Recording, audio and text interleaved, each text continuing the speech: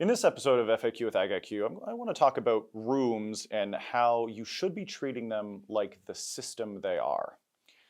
I understand that it's somewhat difficult at the outset to do this. You've got a bunch of different people who are trying to sell you different parts of your room. Your fertigation, your bench, your lights, your HVAC, your DHU, all of that potentially is coming from different people. Some of it's going to be engineered, some of it's going to be design house, some of it's going to be your local distributor. The biggest challenge with that, though, is all of those individual parts make up a closed system. Your room, that your individual flower room or veg room or mom room, is a closed system. And everything in that system impacts everything else in it. Your HVAC impacts your plants and your fertigation. Your lighting impacts your plants and your HVAC. All of this stuff matters, and it needs to be controlled and designed in a way that everything complements each other.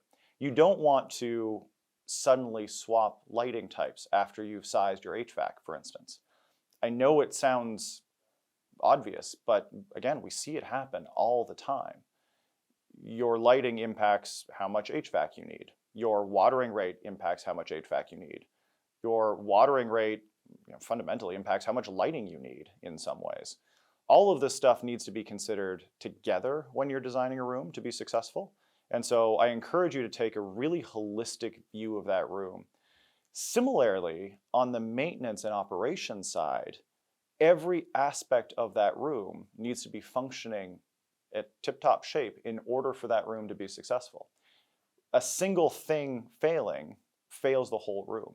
And so when you're thinking about that, ensure that you're not jumping to, my lights failed. Well, why did your lights fail? Well, because my fuse blew. Why'd my fuse blow? Well, we've talked about how sunrise and sunsets can reduce your grid impacts.